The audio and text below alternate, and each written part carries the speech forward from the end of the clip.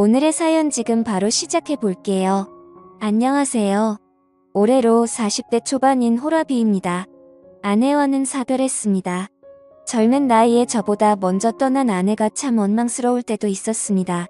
결국 그 상황을 받아들이지 못한 저는 정신과 치료를 다녀야 했고 결국엔 우울증으로 번져서 다니던 회사에서까지 잘리게 되었습니다. 아내가 세상을 떠나면서부터 제 인생이 송두리째 뒤집어졌지요. 한동안은 방황하면서 엄청 힘들게 지냈습니다. 직장을 그만두게 되면서 대출을 갚을 길이 막혀서 살고 있던 집을 팔게 되었습니다. 그나마 가지고 있던 부동산이었는데 팔아서 대출 갚고 세금 내고 하니까 제 손에 떨어지는 것도 얼마 없더라고요. 살던 집을 팔았는데 그 돈 가지고 비슷한 집은 꿈도 꿀 수 없을 정도였습니다. 그렇게 이리저리 발품 팔다가 빌라를 하나 구하게 되었습니다. 빌라 구조가 조금 특이한 편이었는데 4층짜리 빌라인데 계단을 중심으로 한쪽은 가족들이 지낼 만한 3룸짜리 구조고 한쪽은 90도로 꺾이는 벽을 두고 현관문 2개가 있어 거기에 각각 원룸으로 된 방이 하나씩 있는 구조였습니다. 근처에 대학교도 있고 대중교통도 나쁘지 않아서 혼자 사는 사람들 수요도 생각해서 집주인이 빌라를 올릴 때 머리를 썼던 것 같네요.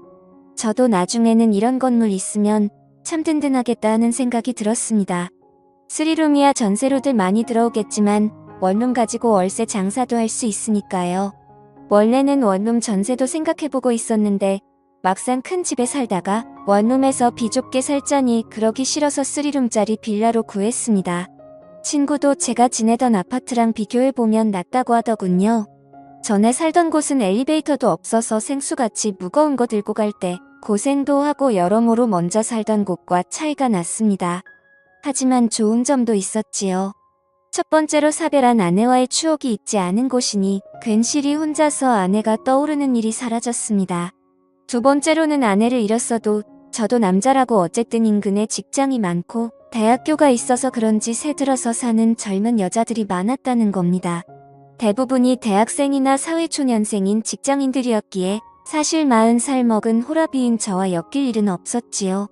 그래도 개중에 예의 바른 친구들은 지나가다 마주치면 저한테 밝게 인사를 해주고는 했는데 밝은 미소로 인사를 받으면 그래도 기운 없는 인생에 그나마 기운이 나게 해주는 몇몇은 저에게는 더욱더 기운을 받았고 몇 안 되는 호강이나 마찬가지였습니다.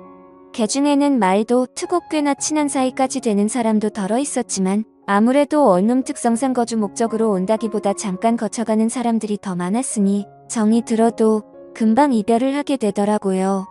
사람 마음이 참 간사한 게 그렇게 정을 준 사람들이랑 또 그렇게 이별을 하고 나니 마음 한구석 허운 마음을 어떻게 채울 수가 없었습니다. 그러던 어느 날 우리 집에 초인종이 울려서 현관문으로 마중 나간 그날의 그녀를 그때 처음 만나게 되었습니다. 요즘 사람 같지 않게 새로 이사 왔다며 떡을 돌리러 왔더라고요. 뭘 이런 걸 다 주나 싶어서 감사히 잘 먹겠다고 하고 너스레를 떨며 말을 건네니 그녀의 한국말이 약간 어눌하고 어색하다는 걸 느꼈어요. 아니나 다를까 그녀는 자기 자신을 교포 출신이라고 소개했고 윗집에 새로 이사 왔다고 하더라고요. 굉장히 아름다운 사람이었습니다. 같은 한국인인데도 나고 자란 나라가 다르면 인상이나 분위기도 바뀌는가 싶었어요. 나이는 저보다 조금 어려 보이지만 제 또래처럼 보였는데 두껍게 말린 웨이브에 머리카락 한 올 한 올이 눈에 들어올 만큼 건강하고 풍성한 머릿결을 가지고 있었습니다. 피부도 살짝 햇빛에 그을린 듯 까무잡잡해 보였는데 그래서 그런가 새빨갛게 칠한 입술과 웃을 때 보이는 가지런한 하얀 이빨이 유난히도 눈에 들어오더라고요. 화장하는 방법도 어렴풋이 한국 여자들하고는 많이 달라 보였고 한국인이지만 이국적이다라는 느낌을 받았어요. 아무튼 이래저래 인사를 나누는데 외국에서 와서 그런지 제잘제잘 본인의 이야기를 열심히 하더라고요. 손짓 발짓 섞어가며 어눌한 한국말로 이야기를 해주는데 그녀의 사연도 저 못지 않았습니다. 그녀는 어릴 적에 입양이 되었고 외국인 부모님 손에 자랐답니다. 그리고 한국인 남편을 만나게 되어 결혼을 했는데 남편은 불의의 사고로 미국에서 명을 달리했다고 합니다. 그런데 남편이 버릇처럼 한국이란 나라는 정말 좋은 나라라고 했다며 기회가 되면 한국에서 살아보자고 종종 이야기를 하곤 했었다고 하네요. 그녀도 저처럼 남편을 잃고 방황하다가 마음 추스르고 남편과의 약속을 지키러 혼자서 무작정 한국으로 왔다고 하는 겁니다. 원래는 한국말을 거의 못했는데 한국인 남편과 결혼 생활을 하면서 지금 정도의 수준까지 익히게 되었다고 하더라고요. 문 앞에서 대화가 어쩌다 보니 엄청 길어지게 되어서 집안이 정리가 안 되어 있긴 하지만 들어와서 차라도 한잔하겠냐고 물어봤어요. 그런데 그녀가 살짝 경계하는 표정을 짓더니 아직 이웃들한테 다 인사도 끝나지 않았고 시간이 나면 들리겠다 말하고 자리를 떠났습니다. 나중에 정식으로 꼭 좀 초대해달라고 하고 제 시야에서 사라지는데 오랜만에 나는 또래 여자와의 대화라 그런지 그날 이후로 계속 그녀가 떠오르더라고요.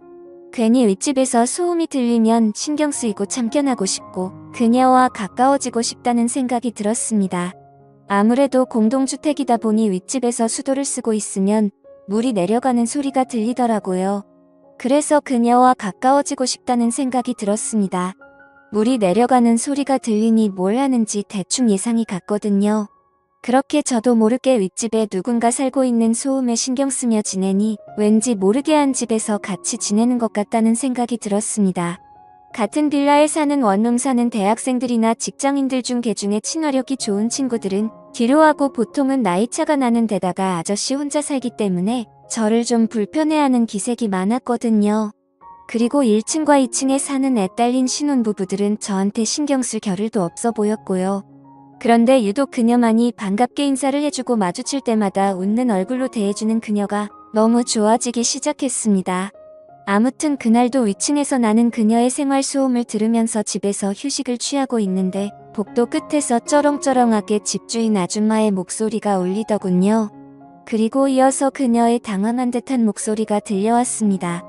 윗집에서 나는 발자국 소리에도 귀 기울이는 제가 그녀의 당황한 목소리를 그냥 지나칠 수는 없었지요. 그녀의 목소리가 들려왔습니다. 그래서 현관문을 열고 나가 무슨 이야기를 하고 있는지 들어봤더니 집주인이 그녀에게 음식물 쓰레기 분리수거를 하나도 안 할 수가 있냐고 하면서 잔소리를 하고 있더라고요. 살짝 문을 열어서 집 밖으로 나가서 은근슬쩍 집에 들어가는 척을 하다가 윗집에서 난 소리에 이끌려 궁금해서 참견하러 온 사람처럼 윗집 계단까지 따라 올라가 무슨 일이냐고 물어봤습니다.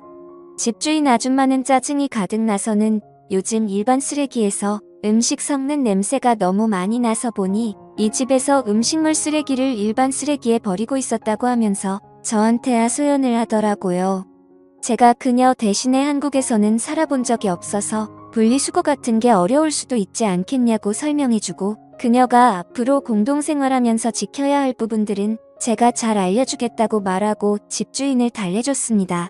집주인 아줌마가 이내 화가 누그러져서 그녀에게는 앞으로 조심 좀 해달라고 말하고는 자리를 떠나갔어요.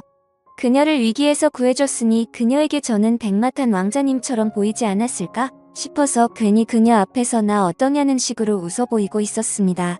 그런데 항상 얼굴에 떠나지 않는 미소가 매력이었던 그녀가 굉장히 풀이 죽은 표정을 하고 있더라고요.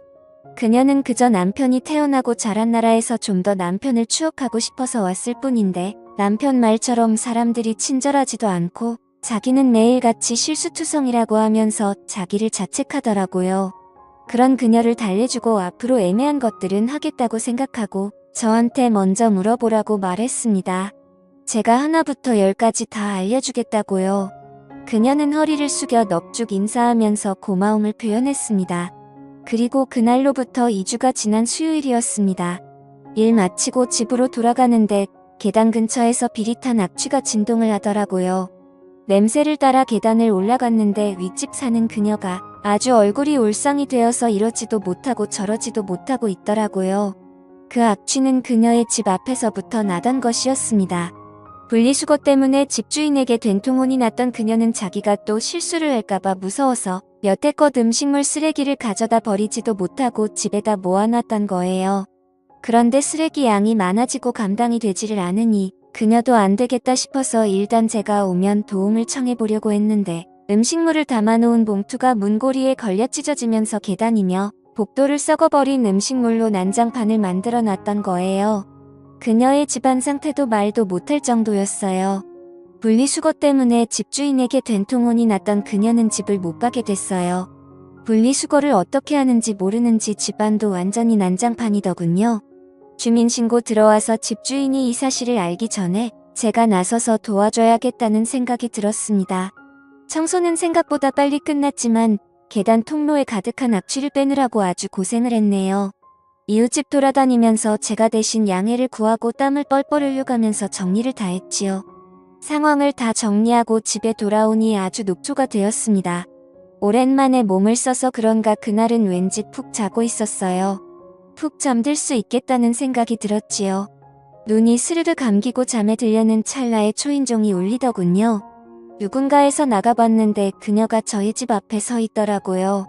또 무슨 일인가 했는데 계단 통로 냄새는 다 뺐는데 막상 그녀 집에는 아직도 악취가 남아있어서 환기를 해야겠는데 그녀가 아직 냄새가 너무 심해서 못 들어가겠다고 혹시 괜찮으면 잠깐 신세를 질 수 있겠냐고 묻더라고요.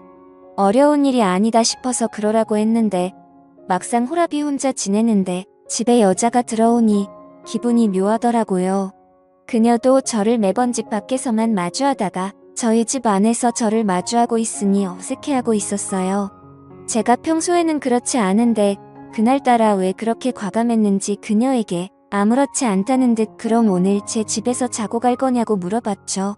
그녀는 그래도 되냐고 묻더니 잠시만 있어 보라며 후다닥 위로 올라가서는 그녀가 잘 때 입는 잠옷을 입고 품에는 베개 하나를 끌어안고 들어오더라고요. 방은 3개였지만 침실은 없었죠. 그래서 침실은 하나기에 그녀에게 일단 침실을 내어주고 저는 소파에서 자기로 했습니다. 그런데 내 침대에서 외간 여자가 자고 있으니 몸은 피곤한데 자꾸 이상한 생각이 들어서 냉장고에 있는 술이나 좀 마시고 술 기운을 빌어서 잠들어야겠다는 생각이 들었습니다.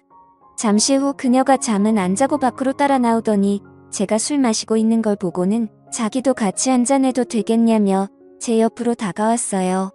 그렇게 서로 술을 1잔, 2잔 마시다 보니 매일 저녁에 술을 마시고 식사 중에 반주한다고 냉장고에 가득 채워놓은 소주가 바닥을 보일 때까지 다 마셔버렸습니다. 그녀가 술에 알딸딸하게 취해서는 영어를 섞어 쓰면서 혼자 자기 싫다며 저를 이끌고 방으로 들어왔고 그녀나 저나 술 기운을 빌은 덕분이었겠지만 그렇게 하루를 보내게 되었습니다. 아침에 일어났는데 술 기운에 머리는 지끈거렸고 청소 때문에 그런 건지 어젯밤 무리를 해서 그런 건지 허리가 다 뻐근했지요. 제가 일어났을 때 그녀는 아직도 잠들어 있는 상황이었는데 오랜만에 제 옆자리에 다른 사람이 누워있는 걸 보니 그동안의 외로움이 사라지는 것 같았습니다. 조용히 자리에서 일어나 저는 출근을 했어요. 회사에서도 전날 그녀와 있던 일이 꿈만 같았고 술기운과 섞여있던 그녀와의 장면들을 하나하나씩 되새기기 시작했지요. 속으로 웃음이 다 나더라고요. 아내가 떠난 뒤로는 제 인생에 또 이런 날들이 있을까 싶었는데 그 일이 현실이 되었으니 말입니다. 퇴근을 하고 돌아왔는데 그녀가 어제 입고 있던 잠옷 차림 그대로 이제 왔냐고 저를 반겨줬습니다.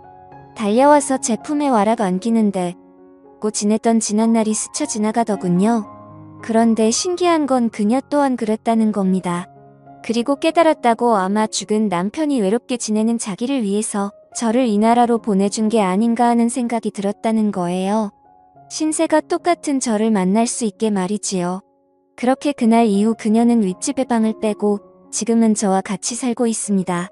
벌써 그녀와 살림을 차린 지도 1년이 다 되어갑니다. 1년이라는 시간을 지내면서 그녀와는 좀 더 진지한 이야기를 나누는 사이가 되었지요. 결혼 이야기까지 오고 가고 있어요. 그녀의 집 쪽에서는 그래도 나이차가 조금 있는 저를 그다지 탐탁치 않게 여기는 것 같은데 이런 데서는 또 자기 주장이 강한 외국인 마인드를 가진 그녀다 보니 부모님의 반대는 크게 신경 쓰고 있는 것 같지는 않아 보입니다. 조만간 그녀와 함께 미국에 가서 결혼 허락을 받으러 갈 예정입니다. 좋은 결과가 있도록 사연 들어주신 여러분들에게 저를 응원해주시면 좋겠습니다. 저도 아내를 잃은 아픔을 딛고 일어서 좋은 사람을 만나 새 살림을 차리게 되었으니 힘들었던 시간만큼 이제는 다시 행복해지고 싶네요. 오늘의 사연은 여기까지네요. 긴 사연 끝까지 들어주셔서 감사합니다.